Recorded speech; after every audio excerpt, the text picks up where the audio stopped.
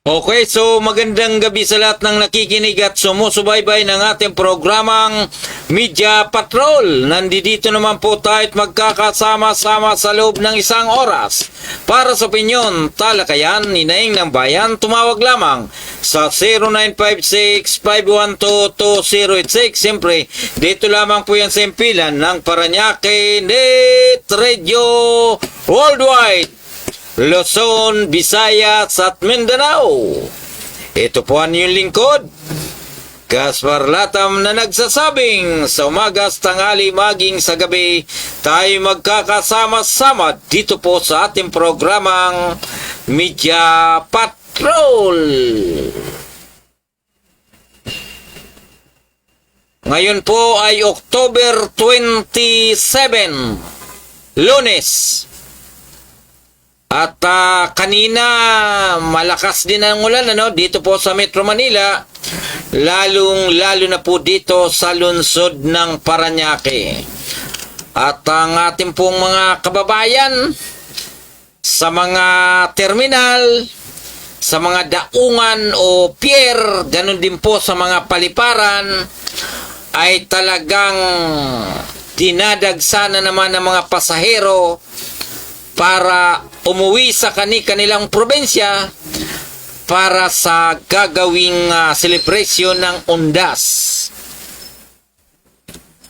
At inuulit po natin yung pong mga bus company, lalong-lalo na po yung mga nandito sa Metro Manila, hanggat maaari ang inyo pong mga unit ay i-double check nyo na para maiwasan ang maaring maging aksidente kung saan po patutungo ang inyong biyahe. Dahil batid po natin, lalo na ngayon na every now and then bumabagsak ang buhos ng ulan, madulas po ang kalsada. Kaya yung pong mga gulong natin sana maging maayos. Ganun din po yung mga brake ng bawat sasakyan maging pribado, ganun din. Dahil pagdating po ng 29:30 ay talagang marami na pong mga kababayan natin na magsisiuyan para po sa celebration naman ng Undas. At kanina nga po dyan sa lugar ng Don Bosco, tayo naman po ay natutuwa dahil tayo ay kanina ay napunta dyan.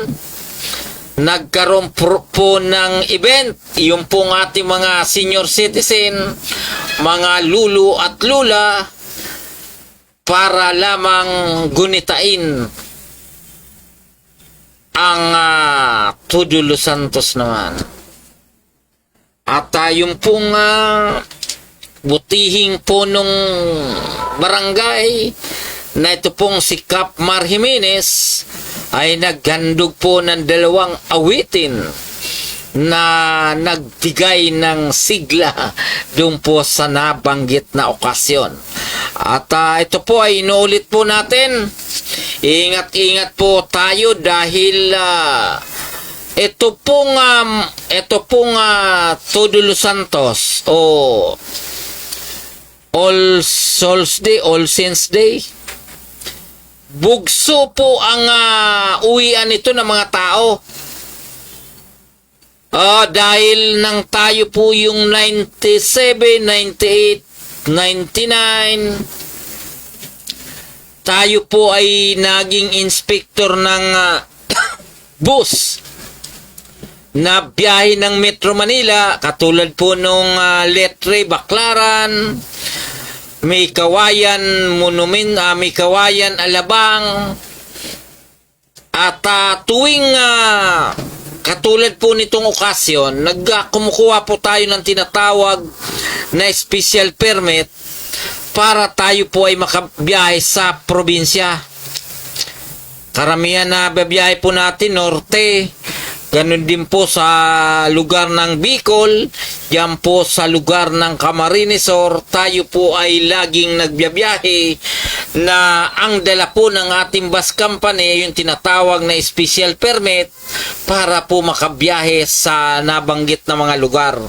Opo, kaya kabisado natin na yung pong mga terminal, lalong-lalo na po dito sa lugar ng Pasay. Diyan po sa dating Piltrangco. Diyan po sa lugar ng Cabrera. Diyan po ang napakaraming mga booking diyan. Yung pong mga nangungontrata ng pasahero na sasabihin na reservation, pero ang totoo po niyan, pinasasakay doon po sa mga van na wala pong prangkisa na magbiyahe ng probinsya. Kapag inalat-alat, sila po ay maniningil ng 2,000, 1,700 o kaya 1,500. Pagkatapos, ang ibibigay lang po doon sa van, minsan 700 o kaya 800 lamang. Opo, kaya ibig sabihin, parang sila po ay na guguyo, in short. Kaya pinapanawagan po natin yung pong mga alagad ng batas, maging ang pamunuan po ng Metro Manila Development Authority, maging yung pong LTO, at yung pong mga local authority. Yan po sa Pasay, alam ko po ng ilan sa inyo ay may timre yan po sa nagaganap na galawan diyan po sa mga pasahero, diyan po sa along EDSA yan mula po rito sa lugar ng Pasay Top, Cabrera, diyan po sa ibang mga bus terminal diyan, ay talagang nagkakaroon po diyan ng lukuhan sa mga pasahero. Kaya po inuulit natin, yung pong mga local authority dyan sa Pasay, yung pong mga nasa traffic bureau. Ganun din po yung miyembro ng MMDA na nagkukonsinte dyan po sa lugar ng Cabrera. Sana po ay kumilos naman kayo na kung wala po kayong natatanggap dyan po sa mga kolorom na pinapaalis dyan sa lugar ng Cabrera, yung pong mga nagbiyabiyahe dyan, sana hulihin ninyo. Ganun din po yung mga nagbubuking dyan, dyan po sa may Jollibee. Dyan po sa may Jollibee, dyan po sa lugar ng Cabrera, na kung saan yan po ay hindi lang po tuwing undas. Pagdating po ng mahal na araw, pagdating ng December, ay tuloy-tuloy po silang nangungontrata dyan po sa mga nabanggit na terminal, na kung saan kawawa naman po yung mga pasahero natin. Ganun din po yung mga band na tumatanggap, dahil sila po talaga ay nakukutungan din ng mga inutil na pasaway diyan po sa nabanggit na lugar. Panawagan po natin sa local authorities diyan po sa pamunuan ng Office of the Mayor. Ganon din po yung Pasay Traffic and Management Office, na kung saan hindi naman po magkakaroon po diyan ng kolorom na mga bus o kolorom na mga sasakyan na bumabiyahe po ng bandang Bicol kung wala po itong timbre sa inyo.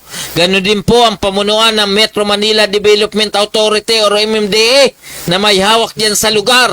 Huwag na po kayo magmalinis. Alam po namin na kayo po ay ang iba po sa inyo ay sabihin po natin na kayo po ay nagtotolerate din dyan po sa Kalakaran, dyan po sa lugar ng Cabrera, dyan po sa EDSA Pasay City. Sinuulit po natin, lalong-lalo na ngayon na nagkakaubusan na po ng ticket. Sila po ay pupunta na naman dyan sa lugar, automatikong sila po ay sisingilin na naman na mataas dahil po dyan sa sinasabing may reservation, pero ang totoo po niyan ay wala naman. In short, ang mga pasahero dyan ay hindi po safe o wala po silang insurance, na kung sakasakaling sila po ay madisgrasya sa kalsada, ay kawawang kawawa naman dahil sa sa kagagawa ng ilang inutil na nagmamantini diyan po sa nabanggit na lugar. Okay, doon po sa atin mga kaibigan, Luzon, Visayas at Mindanao. Patalastas, please.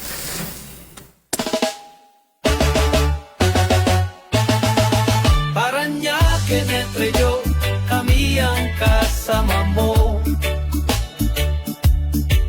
Hatid ay saya't kwento sa bawat panin ng mundo. Kasama si Gaspar Latam, tagapagbalitang tapat. Laging nasa ere, serbisyo ay sapat. Oh, Paranaque, Net Radio Worldwide, boses ng bayan, boses ng mundo. At kasama si Gaspar Latam, laging handang magatid ng totoo sa himpapawid. Boses ay malinaw, balita't musika sa puso'y dumadlaw. Mula sa bayan ng Paranaque hanggang sa dulo ng mundo, dalay pag-asa at ngiti. O Paranaque, Net Radio, kami ang kasama mo. Hatid ay saya't kwento sa bawat panig ng mundo.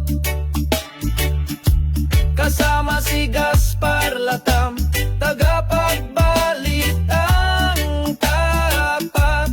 Laging nasa ere, serbisyo ay sapat. Kwento ng masa, boses ng bawat isa. Makulay na buhay dito ay nagsasama. Walang hadlang, oras o distansya. Basta't neto'y bukas, abot namin ang lahat.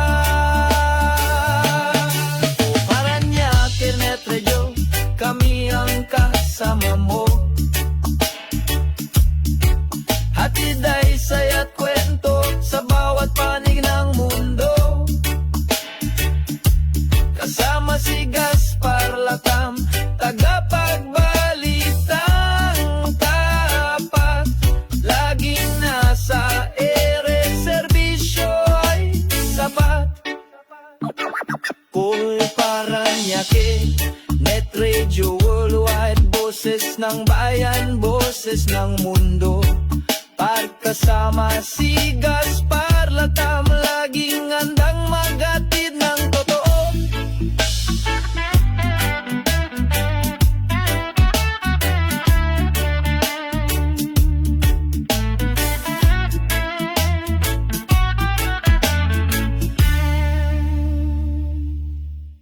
Sabi nila kung gagamit ako ng coke, makakapag-party ako buong magdamag. Ang ganda. Salamat, ma. Sige, anak. I love you. Mag-enjoy tayo mamaya.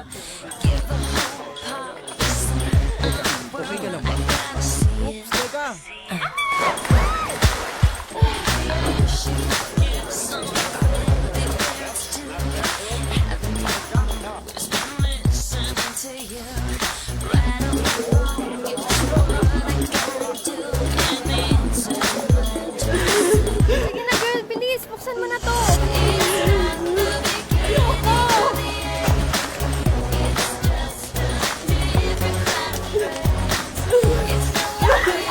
Sabi nila kung gagamit ako ng coke, makakapag-party ako buong magdamag. Nagsinungaling sila. Alamin ang katotohanan tungkol sa cocaine. drugfreeworld.org.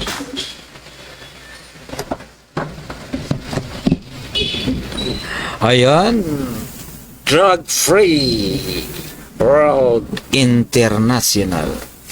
At doon po sa ating mga kababayan,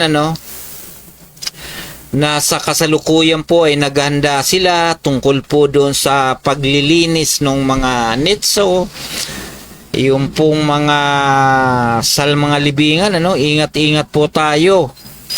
Dahil batid po natin na bagamat undas yung preparasyon sa mga sementeryo, ay minsan may mga pasaway pa rin.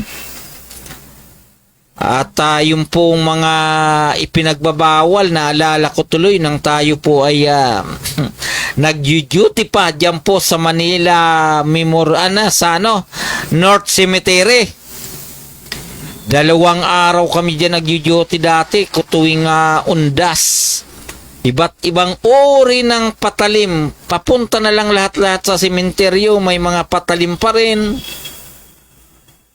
Ganun din na yung pong mga gamit na alam naman natin ay pinagbabawal, katulad ng lighter, katulad nung kalan, at saka yung dati mayroon pang nagdala ng gas. So iwasan na po natin yan para hindi na po kayo maabala pag kayo po ay dadalaw. At doon po naman sa ating mga kababayan, dyan po sa lugar ng Camarines Sur. Dyan po sa partido area, ninyo pong lingkod, ang aking mga magulang, nanay at tatay, kapatid, ay nandyan po sa lugar ng Tigaon, Camarines Sur. At unfortunately, hindi muna tayo makakauwi dahil sa talagang una, marami tayong gawain. At sa susunod naman, marami naman mga pagkakataon pa, no? At kanina nga po pala, no? Doon po sa nanood po tayo ng balita tungkol po doon sa ginanap na Asian Summit, na kung saan yung pong Kuala Lumpur naman, at iba't ibang miyembro ng ASEAN, sila po ay nagkita-kita na naman. Yung pong Association of Southeast Asian. Dahil ito po ay isang organisasyon naman ng mga bansa sa mga bansa. Pero ang akin lamang kasi rito, sa lahat naman na magkakaibigan, sa lahat naman na magkakapitbahay, kung wala naman pong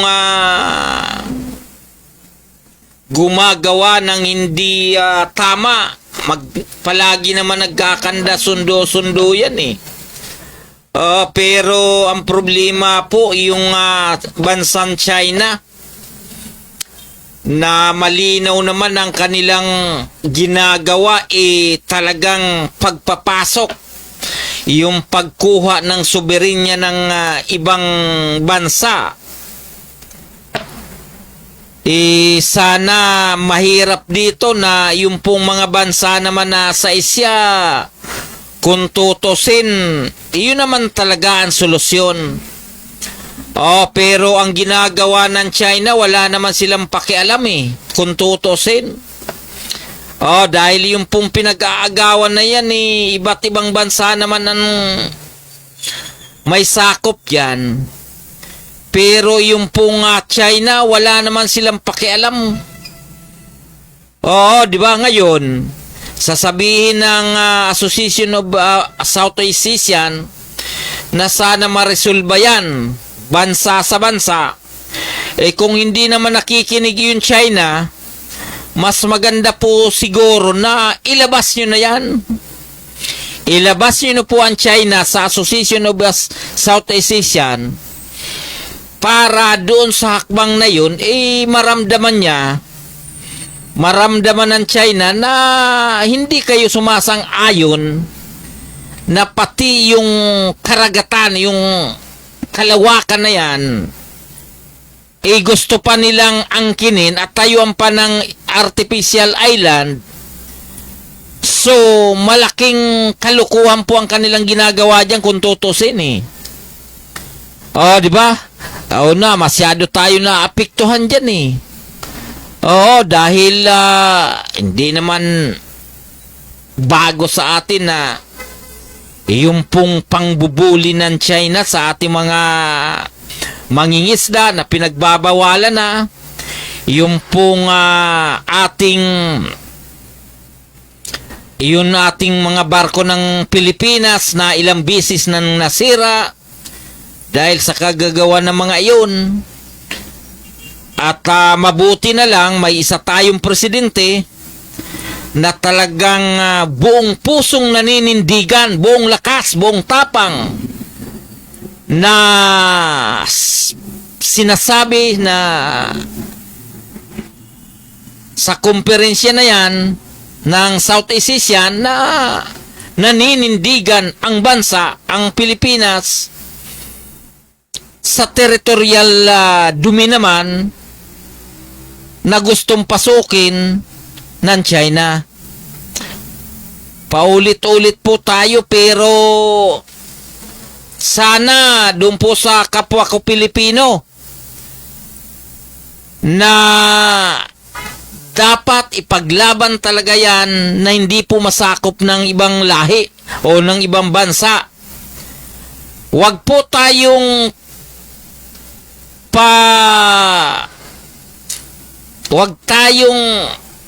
padadala doon po sa mga kapwa natin Pilipino na halos ibigay na lang ang ating karagatan sa China. Inuulit po natin, ang mga nanunungkulan sa ating bansa, mula po sa presidente, vice president, senador, congressman, gobernador, mayor o kaya kapitan, mga Pilipino po yan lahat. Pero may nanunungkulan na Pilipino na mas pinahalagahan pa, pinapanigan pa yung China, na supposed to be, dapat mali yun. Kaya ngayon pa lang, 2025, 2026, 2027, pagdating ng 2028, mayroon pong national and local election. Kaya ngayon pa lang, inuulit ko na kapag may mga kandidato na pro-China, hanggat maaari, wag na po natin silang bigyang timbang. Dahil wala hindi tayo nire-respeto yung mga karapatan natin diyan sa West Philippines. Ayaw tayong pakinggan. Pagkatapos, kumukuha sila ng kakampi na maglingkod sa ating bansa, sa Senate, sa Congress, para ipaglaban ang karapatan ng China. Sana malinaw po yan na piliin na po natin na wag na natin bigyan pansin o timbang ang magkakandidato na pro-China. Inuulit po natin. Dahil tayo po ay pro-Pilipino, yung pong pinaglaban ng ating mga salinlahi, kapag tayo po ay magpabaya dyan po sa usapin ng West Philippines na yan, hindi po malayo na tayo po ay tuluyang lamunin o kainin ng dambuhalang bansa na yan, para tayo po ay tuluyan ng mawalan ng tindig o hindi na natin kayang makarecover pa kung tayo po ay tuluyang papanig sa mga inutil na kapitbahay. Wag na natin masyadong palalimin pa yan. Halimbawa, sa ating tinitirahan, may kapitbahay tayong gustong angkinin yung tahanan natin, gusto angkinin yung bakura natin. Di ba? Gusto nyo ba na kapitbahay gusto angkinin yung ating bakuran? Di ba? So, siyempre ayaw. Ganon din po yan sa China, na hindi nire-respeto ang ating soberanya. Kaya hanggat maaari, yung mga politiko na kampi ng China, wag na rin po natin pansinin. Di ba? Kasi kawawa naman ang magiging kinabukasan ng ating bansa kung yung teritoryo natin ay sinasakop na ng ibang bansa. Paano pa tayo? Paano pa yung mga darating na henerasyon? Di ba? Isipin nyo po ngayon pa nga lang makikita nyo na yung mga pagkain, yung mga agricultural products, pinapasok dito sa Pilipinas, mga expired. Di ba? Mga sira ng produkto ipapasok pa dito sa Pilipinas. Pangalawa, tingnan nyo po ang droga. Di ba? Tingnan nyo po ang droga. Nakukuha sa karagatan. Diyan po sa bandang norte. sa bandang south. Oh, 'di ba? Saan ba nanggagaling ang mga droga na 'yan? Oh, 'di ba? So, talamak na talamak yung pagpasok dito sa ating bansa na kung saan ang layunin niyan ay guluhin ang ating gobyerno. Ang layunin niyan, guluhin ang mga Pilipino para kapag sila po ay makipaglaban, Pilipino sa kapwa Pilipino ay mag-aaway-away na dahil sa kanilang ginagawa. Mahirap po yan. Oo, napakahirap yan eh. May nabasa ko minsan na kapag ang isang bansa gustong pasukin, una, gagawing magulo, pangalawa, tatambakan ng droga para kapag sila po ay pumasok sa teritoryo natin, ay wala na tayong lakas. Oh, di ba? So sana maging malinaw sa atin na maging maingat po tayo sa mga politikong ipinopromote ang kapakanan ng ibang lahi. Oh, di ba?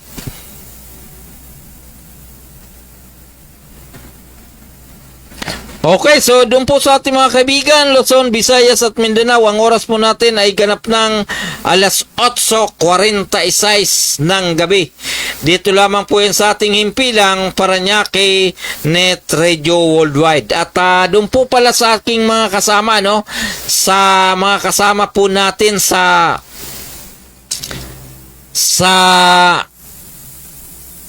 PDMSI, yung pong Philippine Digital Media Society. Tuloy na po tayo. Tuloy na po ang ating event sa October 30.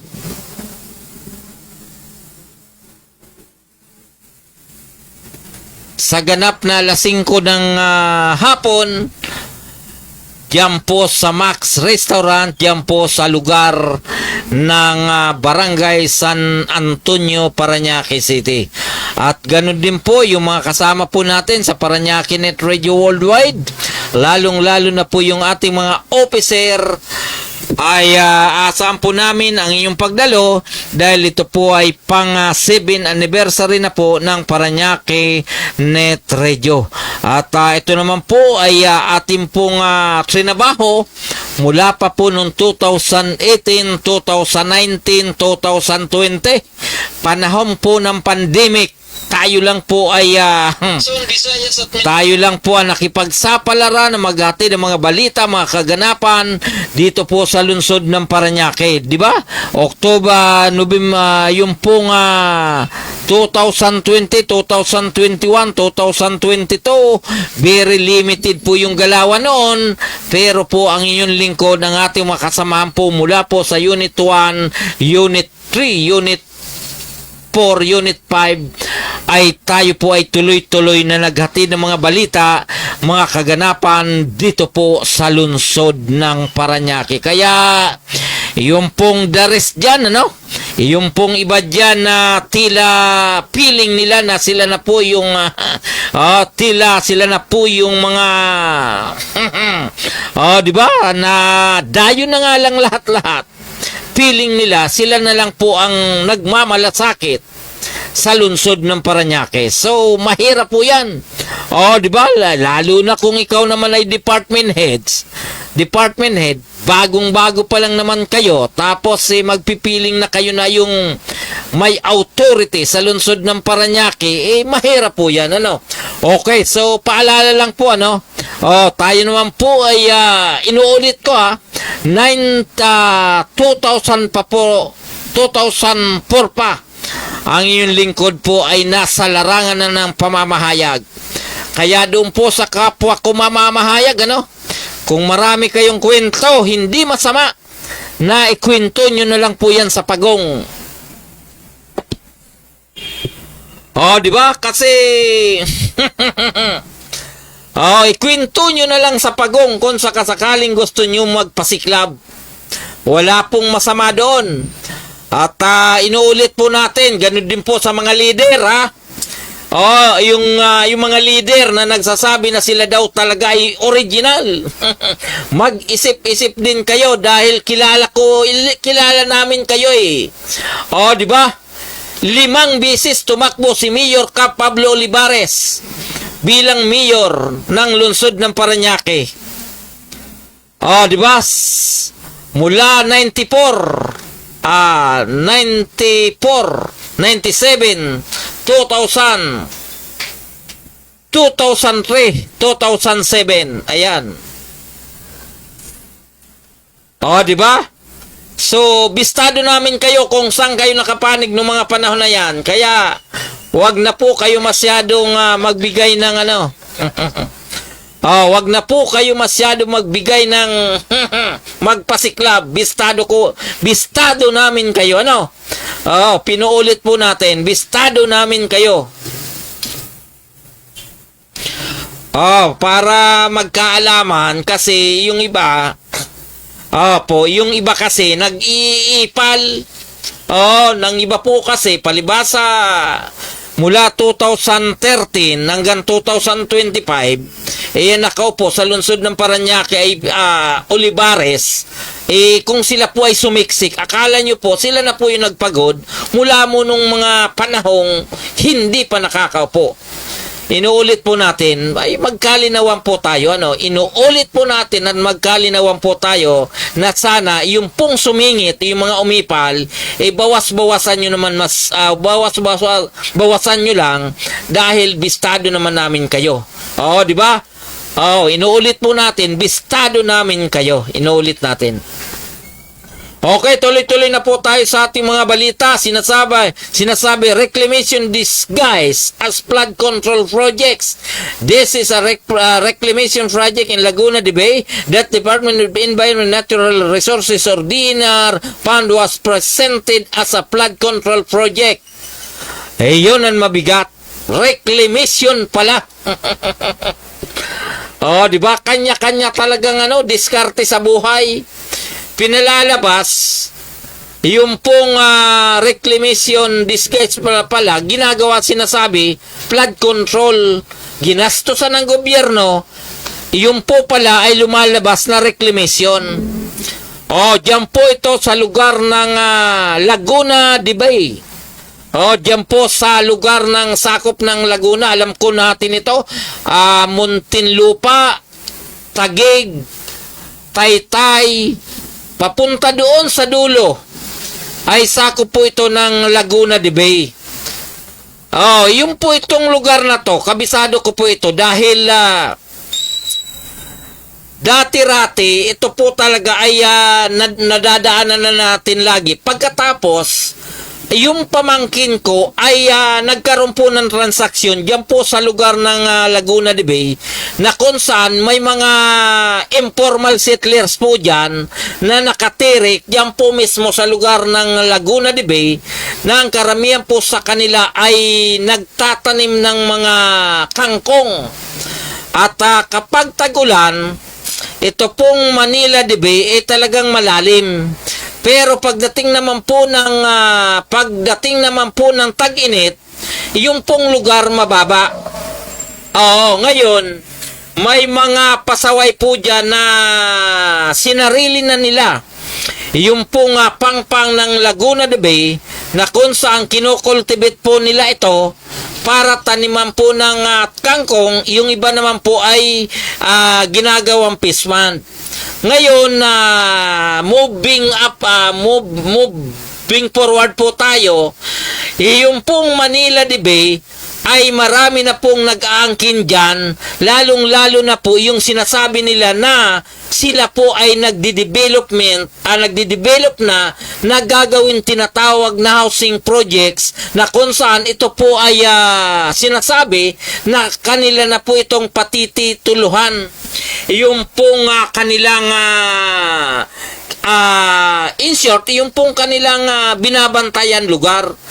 Nang ang inyo pong lingkod ay dinala sa lugar, ay question ko nga po dahil bago naman po tayo magkaroon ng development diyan po sa nabanggit na lugar, katakot-takot naman na pagdadaanan bago po tayo magkatayo ng tinatawag na infrastructure diyan po sa lugar.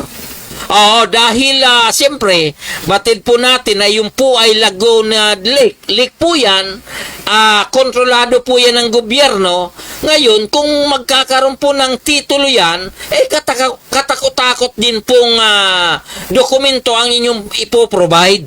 Di ba? At batid po natin na matagal na po itong pinagbabawal ng ating gobyerno.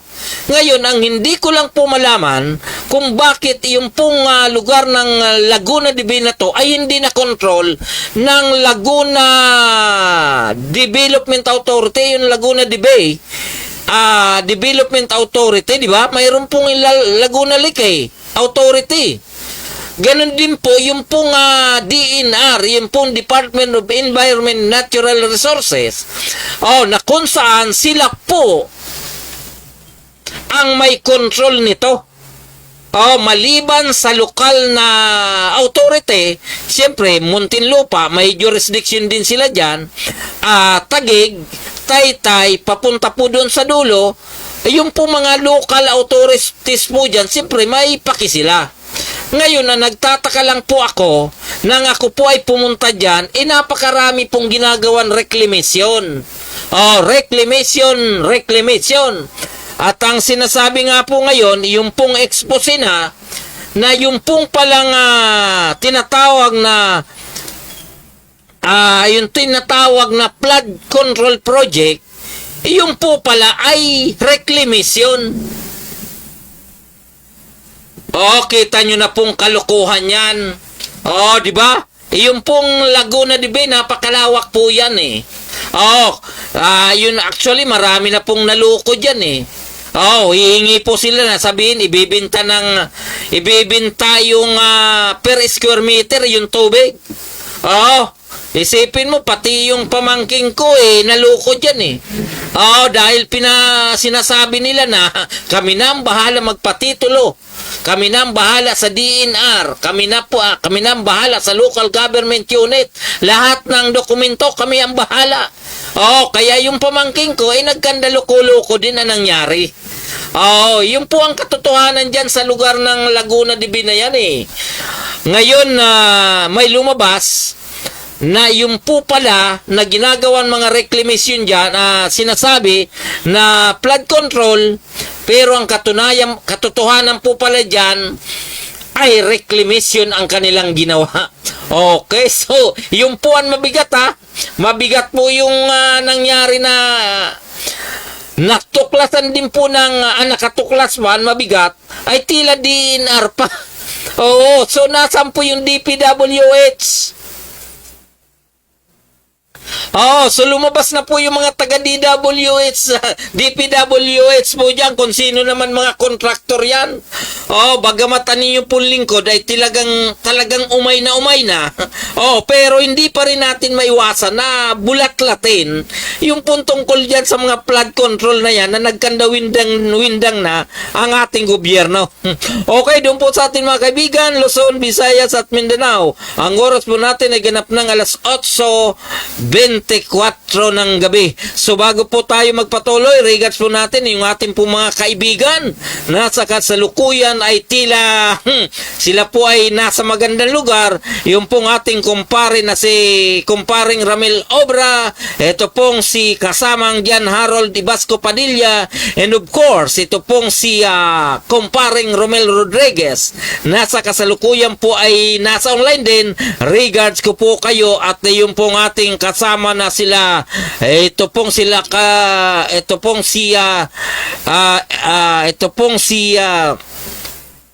Roger Ramirez, sila Elsa Obispo dyan po sa lugar ng Cavite, maging sila Ed Brojas. Regards ko po kayo at ganun din po yung ating mga kasama dyan po sa lugar ng lalawigan ng Rizal.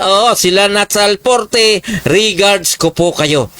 Okay, so tuloy-tuloy na po tayo at ngayon po inuulit natin, ngayon po ay Lunes, October 27, na kung saan malapit na po ang pagtatapos ng buwan at ito po ay papasok na po sa buwang ng November na kung saan ito po ay ise-celebrate po natin yung tinatawag na Todo los Santos naman sa November 1 at November 2. At tinuulit po natin yung pong mga magsisiuwian, ingat-ingat po kayo. Okay, so Mr. Tierman Patalastas Blaze.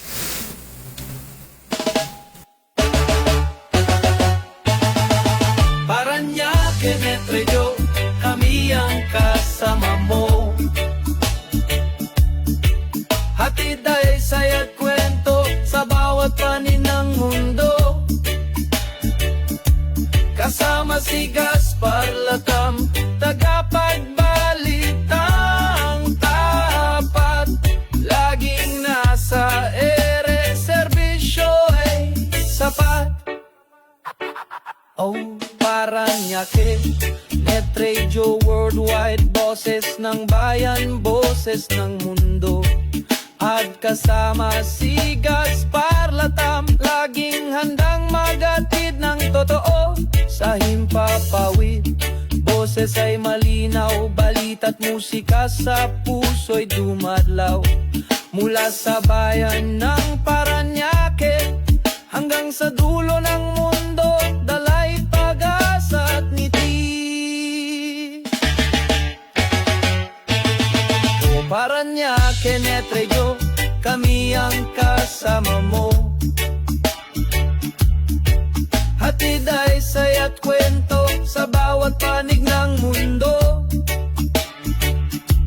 Kasama si Gaspar Latam, tagapagbalitang tapat.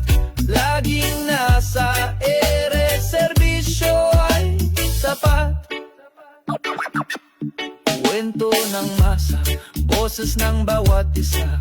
Makulay na buhay dito ay nagsasama. Walang hadlang, oras o distansya. Basta't neto'y bukas, abot namin ang lahat. O Parañaque, Netrello, kami ang kasama mo. Hatid ay saya't kwento sa bawat panig ng mundo. Kasama si Gaspar Latam, tagapagbalitang tapat.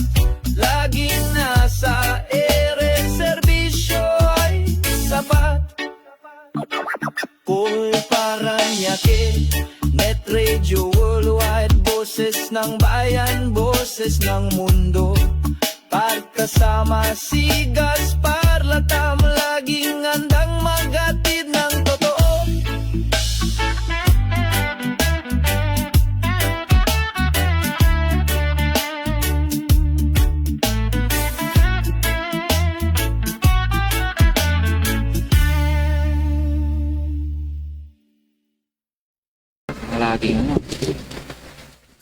Ayan, tuloy-tuloy na po tayo, no?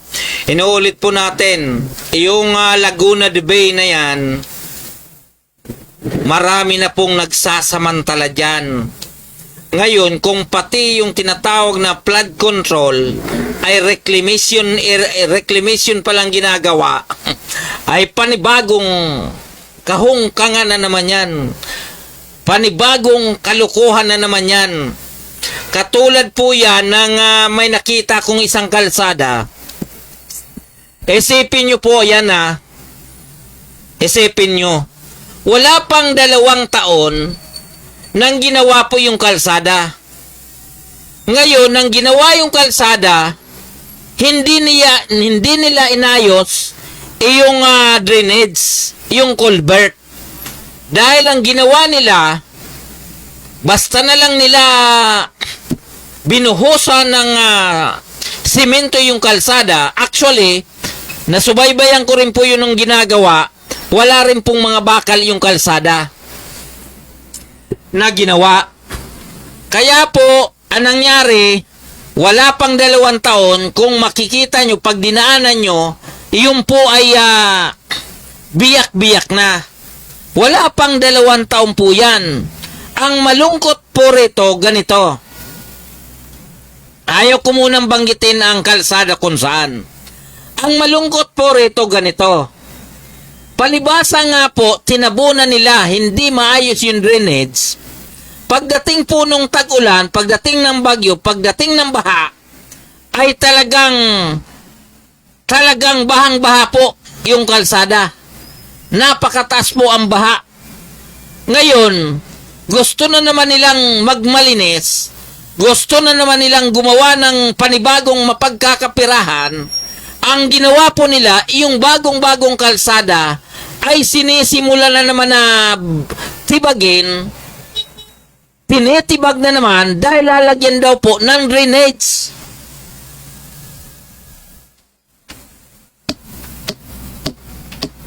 Kita nyo na po yan. Nandoon na, nagsisimula na naman yung bako. Nandoon yung grader o bulldozer, nandoon naman. Dahil ang purpose po nila, gagawa ng malaking drainage para kapag umulan o bumaha, kahit papano mabawasan yung baha doon po sa kalsada, yung main road. Kaya lang ang problema, inuulit natin, bago pa lang po yung kalsada, wala pa pong 2 taon, binubungkal na naman nila dahil doon po sa drainage. Ang problema, gagawa na naman po sila ng drainage na kung saan yung drainage papunta po doon sa ilog. Inuulit natin, gagawa ng drainage para yung baha o yung tubig sa kalsada mapunta doon sa drainage para papunta doon sa ilog. Inuulit natin, gagawa ng drainage para yung tubig papunta sa ilog ay in short, papunta doon, umagos papunta sa ilog. Pero ang problema, yung pinakailog nga mismo, hindi nila ginagawa. Napakarumi ng ilog, napakasikip, at maraming nakatirang informal settlers na nasa gitna ng ilog. Di ba? Paano mawawala ang baha kung yun mismong dadaanan ng baha, yung ilog mismo ay barado?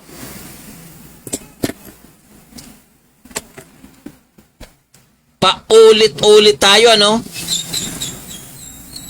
Kaya hindi na tayo nagkanda. Hindi na tayo nawawala ng negative comment dahil dyan. Gagawa kayo ng drainage, walang masama. Lalakyan nyo yung drainage, walang masama. Pero yung dadaanan ng drainage, papunta doon sa ilog, yung ilog mismo ang masikip, yung po mismo ang ilog ang problema, hindi po yung drainage. Dahil kahit papano, kapag gumihinto naman yung ulan, nawawala naman po yung baha. Dahil in short, hindi naman po barado. Kaya lang, hindi nga lang po mabilis dahil sabihin natin, makipot yung drainage. Pagkatapos, yung dadaanan pa mismo ng tubig, yung pinakailog ay barado at talaga naman na puno ng basura. May mga kabahayan. Ano mangyayari doon sa tubig? Siyempre, madidili. Kaya pakiusap naman natin sa DPWH, sana unahin nyo po yung ilog mismo na linisin ninyo.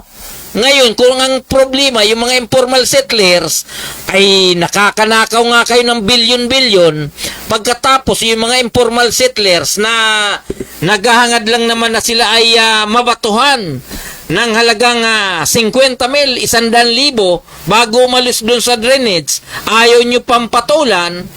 Pero pagdating doon sa corruption, mga ghost project, ay nagagawa nyo ng paraan para makulikta ang bilyong-bilyong pera. Diyan po sa DPWH. Ano nyo pong lingkod yung may bahay po namin diyan sa lugar ng Santo Niño dinaanan ng proyekto ng Cavitex. Wala kaming magawa dahil sabi nga para sa kaunlaran ng Metro Manila, wala po kaming magawa.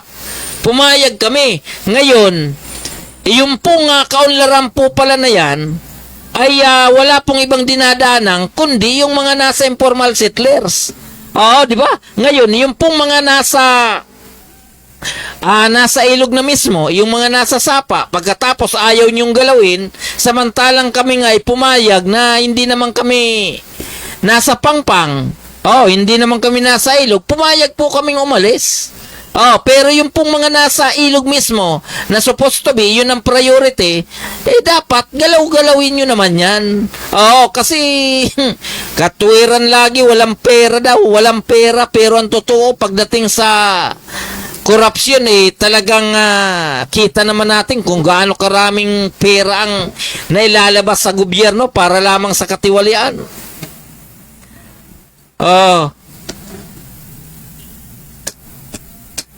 Nababanas tayo, no? Dahil dyan sa usapin na yan ng isipin mo, yung isang engineer, district engineer, pinagyayabangan tayo na siya daw ang may hawak ng construction, siya daw ang may hawak ng paglilinis ng mga ilog. Pagkatapos, idinilog natin yung simpleng problema doon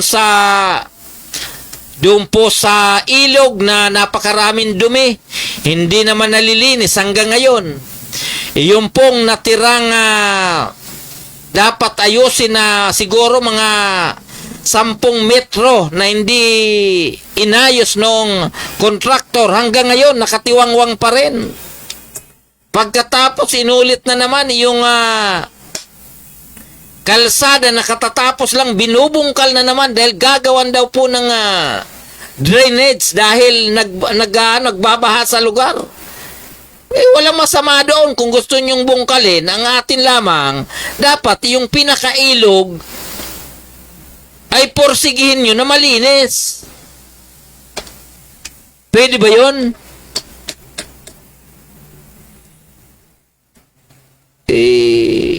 Dami kasing koskos balungos katulad nung nakita natin. Gagawing overpass.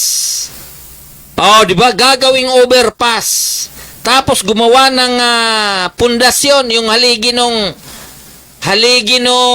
overpass. Tinamaan mismo yung pinaka imbornal noong drainage. So ano mangyari doon? Ano mangyari na naman doon sa drainage na yun? Dinasira na naman.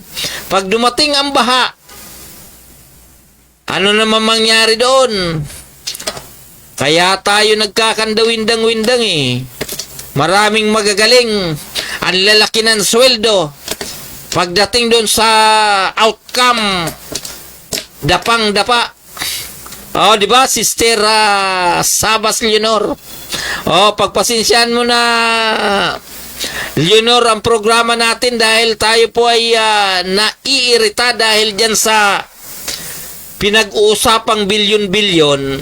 Pagdating doon sa dapat gastusan, hindi pinaggagastusan. Ang ginagastusan, yung mga paulit-ulit na proyekto na tinitibag lagi. Naalala kasi natin yung nakita ko Oh, di ba? Tiningnan ko yung ginagawang poste. Tinamaan mismo yung pinaka-drainage nung yung culvert ng drainage basag. Pagkatapos binuhusan yung drainage nung semento. In short, nabara na naman yung drainage. Nilagyan ng maiksing butas dahil dadaanan yung daw ang daanan para doon sa daluyan ng tubig. Pagkatapos nasaan yung mga local engineering niya kung bakit na ipapasa niyan Nasaan ang DPWH, nasaan ang MMDA? Di ba? Paulit-ulit tayo, no? Nakakasawa na nga kung tutusin Okay, so inuulit po natin yung pong mga palpak niyong ginagawa, nakikita namin yan. Ngayon, kung ayaw niyong pansinin, nasa inyo yan. Basta na ipaalam na namin sa taong bayan na kayo po ay gumagawa ng mga palpak na proyekto para po kayo magkapera.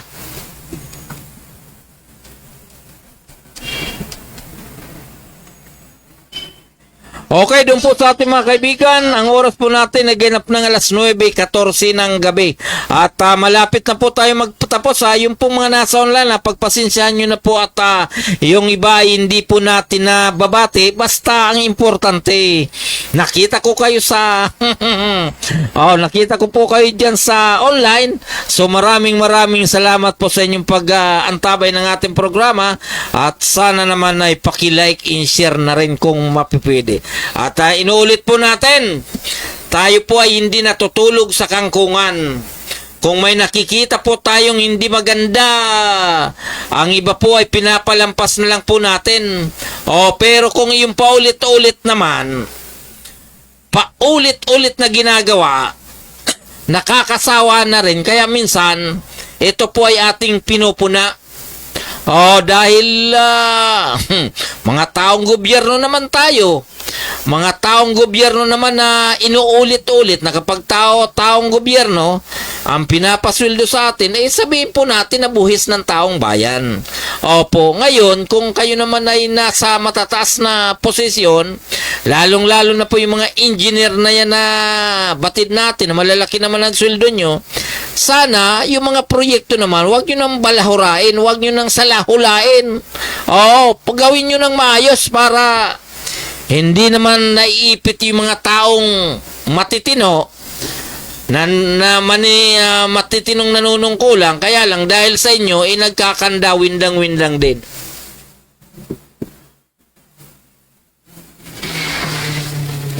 Di ba? At doon po sa iba, hintayin nyo po na ang inyong lingkod umiksit lang.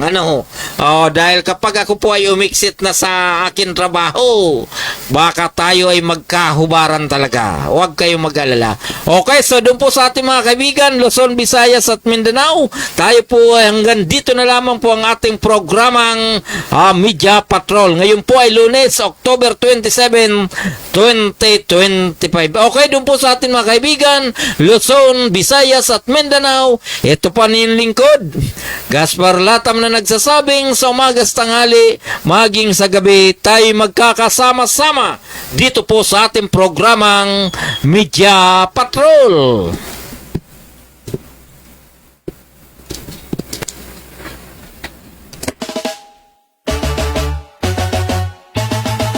Paranaque, Netreo, kami ang kasama mo.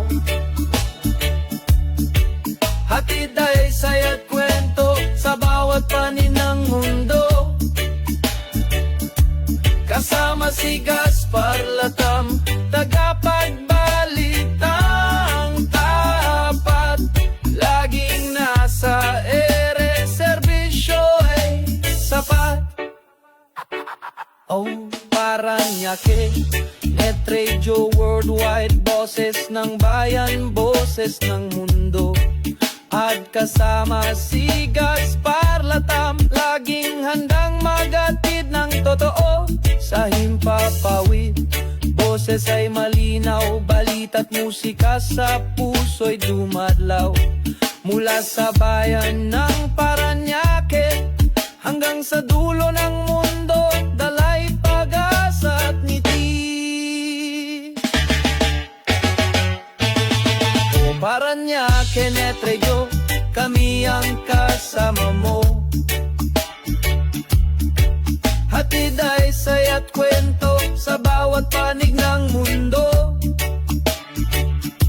Kasama si Gaspar Latam, tagapagbalitang tapat. Laging nasa ere, serbisyo ay sapat. Kwento ng masa, boses ng bawat isa. Makulay na buhay dito ay nagsasama. Walang hadlang, oras o distansya. Basta't neto'y bukas, abot namin ang lahat. Paranaque, Netreo, kami ang kasama mo.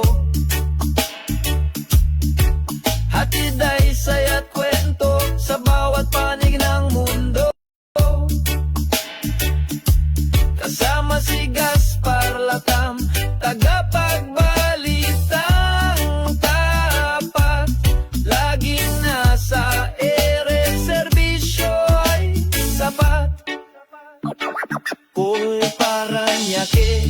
Net Radio Worldwide, boses ng bayan, boses ng mundo. Pagkasama si Gaspar Latama.